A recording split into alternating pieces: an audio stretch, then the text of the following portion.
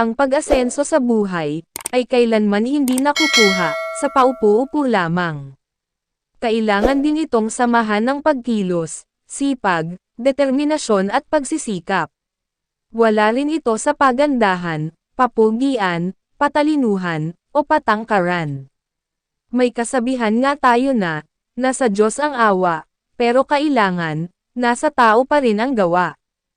Ito ang pinatunayan ng subject ko sa topic ko ngayon. Kung gusto nyo ng ganitong klaseng content, mangyaring pindutin lamang ang subscribe button, at i-click na rin ang notification bell, para lagi kayong updated sa mga susunod kong videos. Nagsimula ang kanyang buhay, sa isang kahig-isang tuka.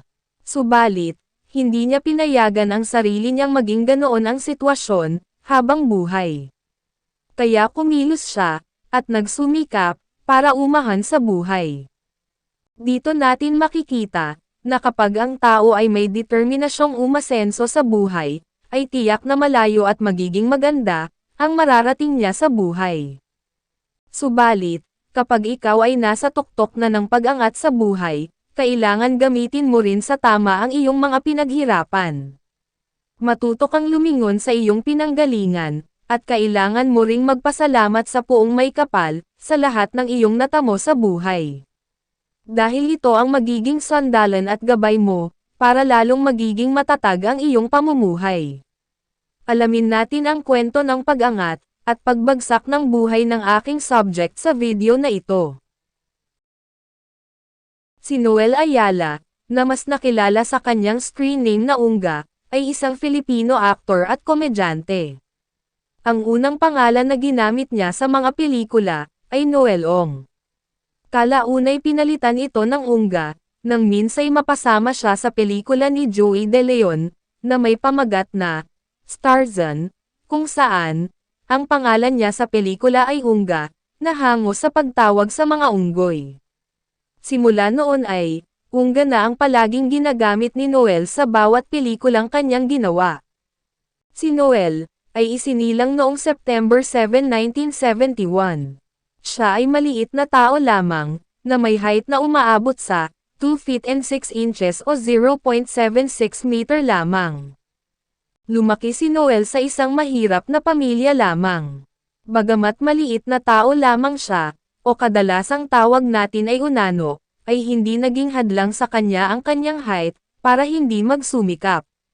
Bagkus ay ginamit niya pa ang kanyang height, para mamasukan at magtanghal sa mga karnabal o peryahan, tuwing sasapit ang kapistahan sa iba't ibang mga kanayunan. Dinaglaon, ay namasukan siya bilang doorman, sa isang sikat na hangout sa Malati, na tinatawag na Hubbard House, kung saan ang mga tinatanggap bilang kawani rito ay, yung mga maliliit na tao, o mga unano. Dinaglaon, si Noel ay lumalabas na rin sa mga pelikula, bilang isang extra. Nang tumagal, ay napansin ang kanyang galing at potential, kaya nagkasunod-sunod na ang kanyang mga pelikula. Dito ay unti-unti na ring umaangat ang buhay ng pamilya ni Noel. Dahil sa sipag at husay niya sa mga pagganap sa mga papel niya sa pelikula, ay kinuha na rin siya bilang isa sa mga bida.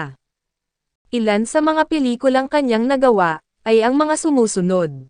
Starzan 1 and 2, noong 1989, na pinagbibidahan ni Joey De Leon. Super Mouse and the Robo-Rats, noong 1989 pa rin, at pinagbibidahan naman nina Joey De Leon at Rene Requiestes. Long Ranger and Tonton, noong 1989 pa rin, at pinagbibidahan pa rin nina Joey De Leon at Rene Requiestes.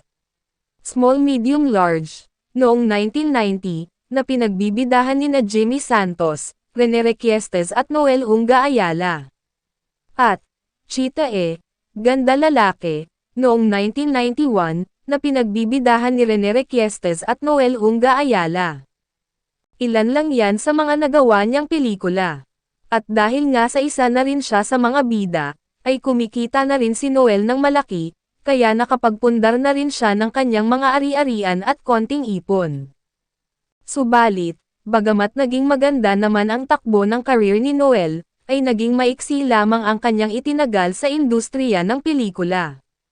Umabot lamang siya ng 5 taon sa industriya.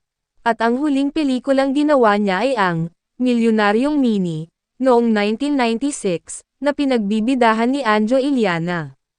Matapos nito, ay halos hindi na siya napapanood sa mga pelikula. Bukod pa rito, ayon sa mga huling panayam kay Noel, hindi rin siya naging maswerte pagdating sa pag-ibig. Inamin niya, na ang pangalawang pag-aasawa niya, ang nagdulot sa kanya ng pahirap at pasakit, sapagkat dahil dito, ay ito ang naging dahilan upang magumon siya sa alak, sugal at pambababae. Dahil sa nangyari, ay nagising na lamang siyang, nasimot na lahat ng mga pinaghirapan niya sa buhay. Pagkalipas lamang ng halos 10 taong pagkawala niya sa mundo ng showbiz, ay nabalitaan na lamang, na si Noel Unga Ayala, ay pumanaw na, noong August 29, 2006, sa edad na 35, sa La Union. Bagamat hindi naging maganda, ang naging buhay ni Noel Unga Ayala, ay marami naman siyang napangiti at napasaya, dahil sa mga iniwan niyang pelikulang magpasa hanggang ngayon ay nagbibigay saya, sa kanyang kapwa. Kayo aking mga kaibigan at kainuman. Ako kaibigan. Pero ito, nakikiinom lang to. Ayan ka na naman ha! Ayan ka na naman ha!